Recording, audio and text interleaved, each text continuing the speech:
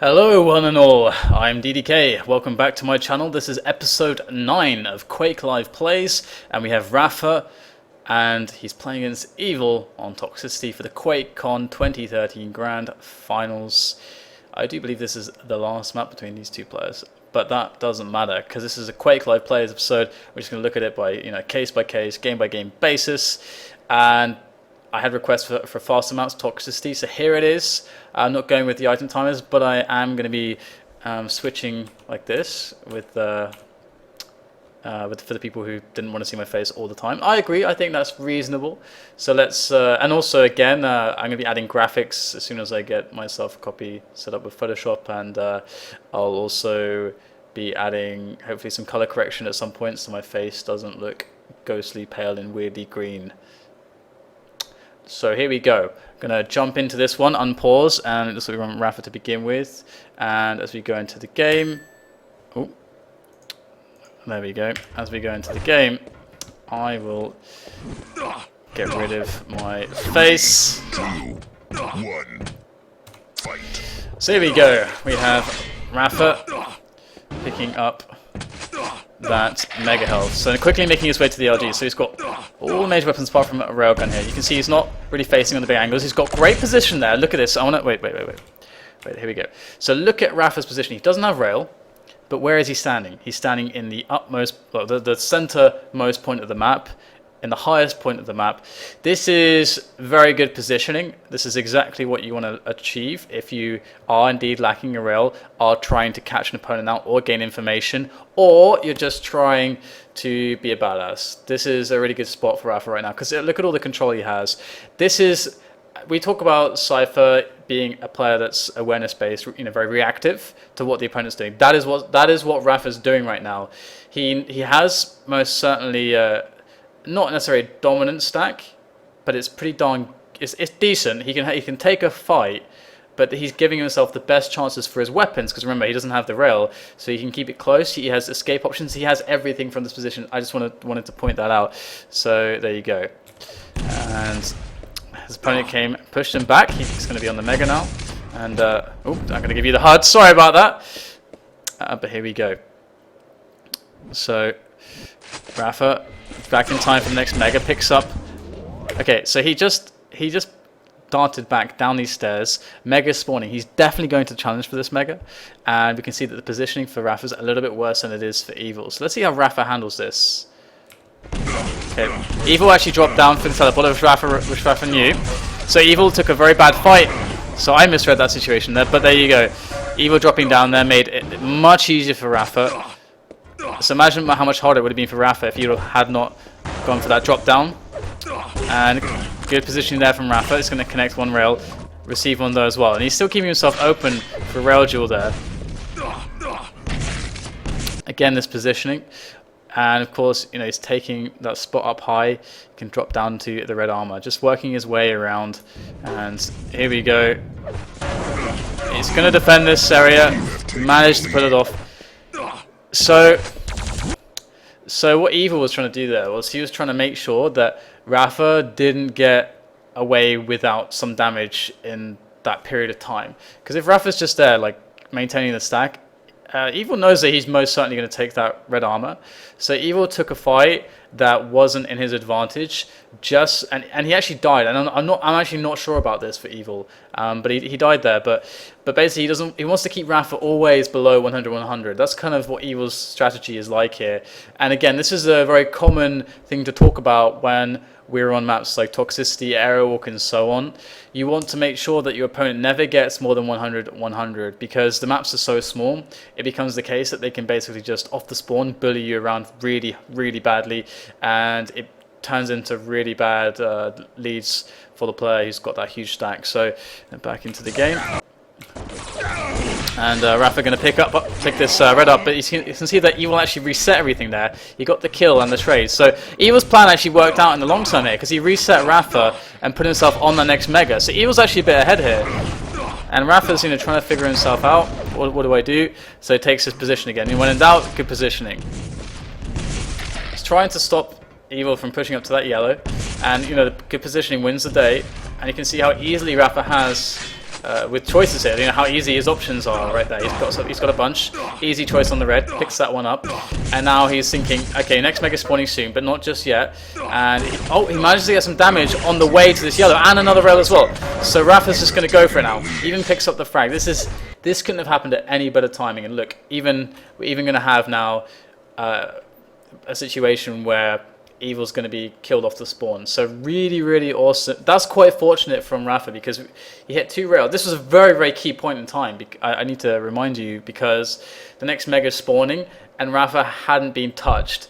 And Evil instead of... Evil was just trying to work the good positions to pressure Rapha, just so that Rapha wouldn't be able to even challenge for the mega, and that would keep this side of the map really clean for Evil. But instead, we're in this situation now where Rapha, he hit 2 shots in a row, and then just everything changed around. This happens in Quake oftentimes. You know, things don't go according to plan because one player out-executes the other. So this is a situation where Rapha managed to out-execute Evil, and now this is a really problematic spot for Evil because what Rapha's looking at right now, he's got to be laughing because he's like, this is a perfect situation for a player like Rapha to show us how to develop a really strong cycle of items, because that's really going to be his priority now. Cycle the items very, very well. Because we're going to see a 200, 150 Rapha and just keep Evil just dying repeatedly off spawns with never ever getting a weapon. So let's see how he does that. So Evil managed to get away actually, and but for how long will that be the case? And good, well, some decent damage, but this is really the issue here, and why you have to keep them low a lot of the time. Great move from Evil there to. Great move from Evil there to push in, because of course imagine if Evil didn't push in there. Rapha picks up that red armor. He's 100 100. Evil's maybe 100 with 50 armor. Rapha's most certainly going to secure the next yellow at the mega and has a massive advantage on the next mega. So this is really the best opportunity whilst Rapha has 0 armor for Evil to take a fight. So this was very, very smartly planned by Evil, a very smart choice for aggression. And this is actually something that Evil's very good at, is the whole cooler, know when to be aggressive, when not to be aggressive. So let's go back into this then. So Rapha's just here, this is a great position, but Evil's still kind of this is not ideal for Rapha. He wanted a different situation. So this is the yellow I was talking about that he can fall back onto. And so Rapha trades a little bit better, still has position, but Evil still made a good, the best possible situation out of what he had there. And here we have now the drop for Rapha as he goes back for the tally. Good positioning again to defend this mega area, and Evil can't take it, so pretty standard. Again, the good positioning, pressuring red. And if we think about Evil's spot here, this is Toxicity a lot of the time. You're often forced to go for red. The thing is that you have to kind of accept that you're going to be in a bad position where you're going to have to try to execute really well, and you're going to have to try and make the best out of a very bad situation, and basically be a huge thorn in the side of the opponent. Like, they're going to kill you, they're going to swallow you up whole, but you're going to make sure that it really burns as it goes down their throat. And that's what Evil's trying to do here. He knows he's going to die, but again, this is Toxicity. You've got to trade a lot of damage for the deaths. So Evil's very happy to get Rapha really low here if he's going to die, because then if he manages to die just before the next items are coming up, he can not only reset the situation but have a better position on the next pickups, which then builds into his control where he can get a streak of frags. So it's all about that kind of line of thought, so that kind of trade. So Evil did get him fairly low there, and the mega wasn't taken so long ago. So Evil might have an opportunity here if Rapha misses a few shots. Rapha missed 1 shot, that's quite key. And Evil now is actually even on stack to Rapha. The only disadvantage he has is weaponry. So Rapha's coming around the corner here. He's going to try to pressure again from above. Just playing reactively with good position, because that's what he can do. Goes for the drop. Okay. So I want to highlight the reason that Rapha went for the drop there. That is a situation where Rapha only dropped because he saw that Evil was positioned, as he's looking down, he was positioned here. I don't know if this is going to work on the camera. So he was positioned here. The red's over this side, and Rapha can drop in between the red and Evil. If Evil's a bit closer to the red, that never works. But and Rafa never goes for that red. Instead, he'll just be like, okay, I'm just going to damage you, Evil. But he saw that option, and in the micro decision there, very, very quick, he's like, okay, I'm going for the drop, because I know I'm probably going to win the fight and then pick up the red. Oh, there you go. So it was definitely a gamble, but it definitely paid off here, because we can see Rafa got a couple frags out of it. Even though it's a marginal play, the top players go for these kinds of plays because they need every edge they can get against the great players. And Rafa now, he's just positioning himself based on the spawns. Now he's kind of low again. He was keeping him low, but Rafa's playing so well on survival game. So Evil finally got the frag there. But let's see how Rafa plays this, because Evil did take quite a bit of damage and a bunch of big items were just taken. So Evil's going to be thinking of a play here on the mega side of the map, because Rafa's definitely getting this yellow. So Evil has to really make a good defense on the next mega, and that really comes down to reading Rafa and his positions well and setting up better positions and hoping to out execute Rafa. That's what he's going to try to go for. So here we go, we've got position for Rafa on the mega, and this could go really bad for Evil. There you go.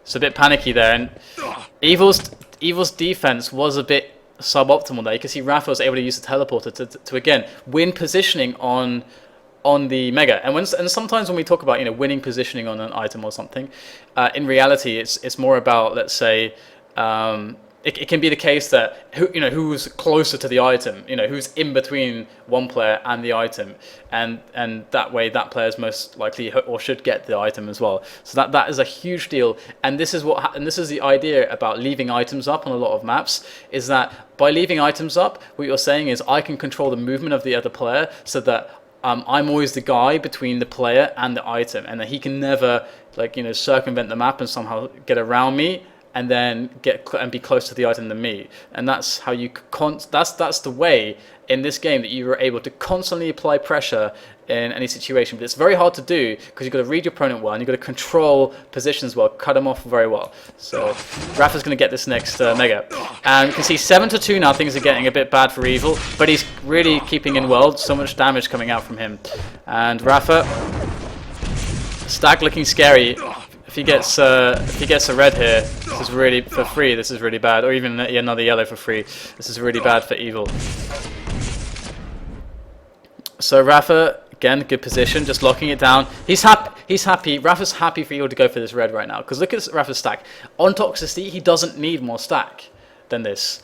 Having all the weapons, having good positions, and having this kind of stack, he's golden. Because all he has to do now is that Evil's in a position where he has to go for items, and again, he's positionally weak. So Rafa's going to be like, all right, again, I have the good position, and I've been talking about this area the whole game. You can see how much Rafa's using this area, and Rafa can quickly adjust and be like, okay, I know now that Evil's going for that item. The thing is, Evil should know that Rafa will peek over to pressure him, but almost probably 90% of the cases, the trade goes better for the player in Rafa's position. But let's see how it works out. Rafa's going to try to deal some damage here. He's going to want to land at least 100 damage, or even 80, to be honest, is good. He should come out ahead no matter what. So let's see how this goes.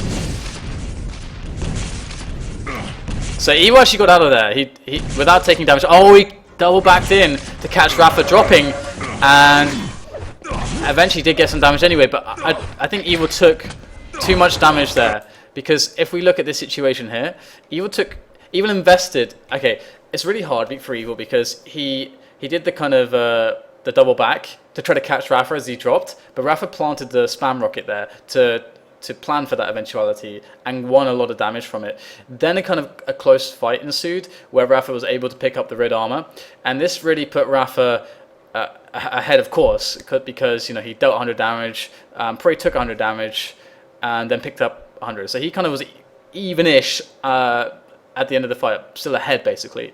And now the next mega's coming up. Evil has better positioning for this mega. He didn't have better positioning for the last fight, and now he's got a much less stack. So let's see how this goes, because I'm just thinking here about the longer term, because the more important item would have been the mega for Evil, and to maybe if we think how Evil could have played it better, to instead try to maybe deal damage from I guess probably from the position behind Rafa near the crate that overlooks the red armor, because he can't really attack from railgun. And the reason for that is that what he would be doing if he tried in that situation to attack. I know I'm going really deep here. I'll shut up in a second and continue. What would have happened if he tried to attack from the railgun? Evil is that because he had such a difference in the stack. A flat out LG battle, LG to LG on a kind of flat kind of ground where no one really has positional advantage, that really favors Rafa because he's got more stack. So Evil was put in a really bad spot, and I think he did quite well. I think that was one of the only plays he could have made, but now he's in a really weak position on the Mega. So again, he has to be fantastic here to pull this off. He did good damage there, and the thing is that he didn't do enough, and this is how Toxicity starts to get really out of hand because of these kinds of situations. 5-minute warning. Because again, I just want to pause here. This is what happens a lot of the time. You'll see situations where a player tries something and gives away some kills, gives away some damage, and okay, so we basically haven't seen Evil's plays really amount to anything. There was a series of plays where he got a bunch of damage and damage. Then when the Mega rolled around, then Rapha was able to kill him again, and there's no follow-up for Evil anymore. So all of a sudden, Evil's lost 3 or 4 frags, that investment of 3 or 4 frags, and he's gained no ground on the scoreboard. So that's really unfortunate, but that is, Toxicity is about these trades of investing frags to time control, to gain streaks of frags yourself.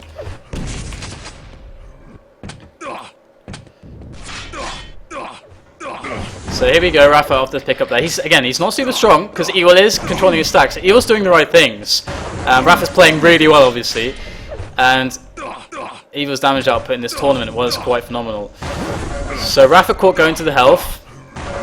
Evil keeps taking trades, but again, he's always just a bit weaker, and Rafa is enabled because of that to always have the better positions and then slightly more efficient fights, and always come out with a bit more health and armor. Actually, Evil is actually out-damaging Rafa a lot of the time, but again, Rafa's positions and stacks are just better, and he's just rolling those cycles really well. So really sick play from Rafa in this Toxicity match.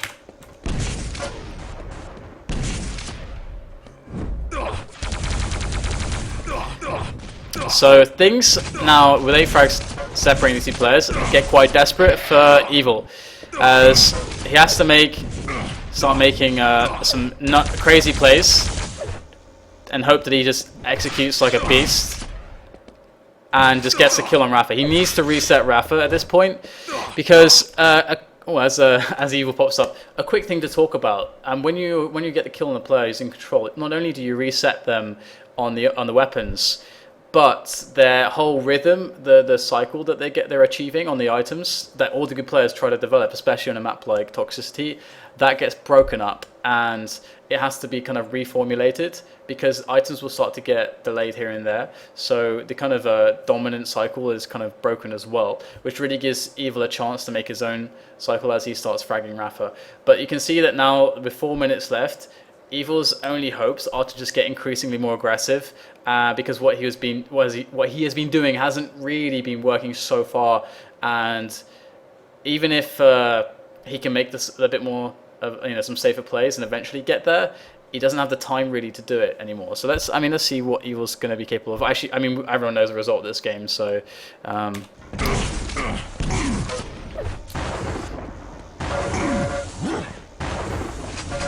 so Rafa, just defending the mega position really, and Evil's taking the fight to him, and Rafa's just defending, and he got the frag. This is again the position Evil's in, a lot of desperation.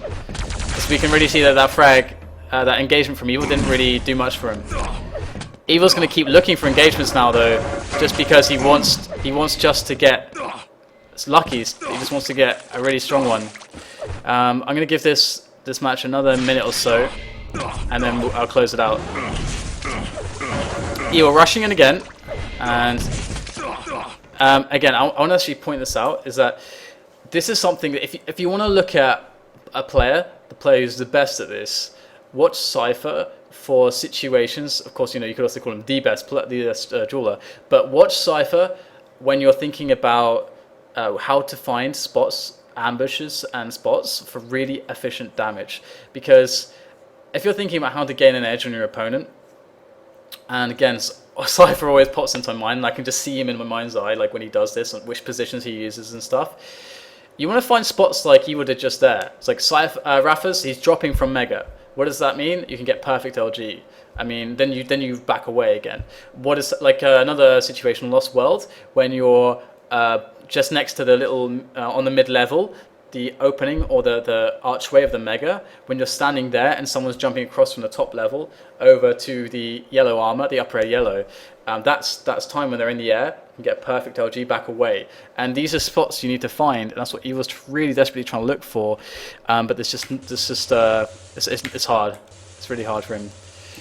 So it looks like this is bugged out at this point, and it's not. I don't know. My pause script is broken or something, but it's not continuing the match. Either way, though, I think we've more or less come to the conclusion of this one. And they paused quite a lot, and I don't want to have these videos be really long, as I'll be busting out loads anyway. And on my Twitter, guys, if you want to have me do like an episode of QuakeLive Plays, a bit of analysis of a game that you played, perhaps, I go to my Twitter, I made this tweet, and if you reply to that tweet, which talks about that, then I will I'll pick a random person and I'll message you on Twitter, and then you can email me a demo, and I can do your video, and that will be awesome. So get on Twitter. My Twitter is ddk_, and hit me up with a tweet, because I'd love to do some more kind of community, get a community vibe going with these videos as well. Because I think it's all well and good doing the top level analysis, but it's also really valuable for a lot of people to actually have some of the basics explained. And my 10th video, because I actually promised this back in July, I said my 10th video would be actually a video about how you do analysis, like a basics on some analysis, and the theme is basically assigning value to everything, because I'll leave that for the next video, which I'll do right now. So I hope you enjoyed this, guys. Stay tuned for more, and I should have the QuakeWorld finals coming up in the next few days as well. I'll try to do that, and I'll see you next time. So thanks very much. Bye bye.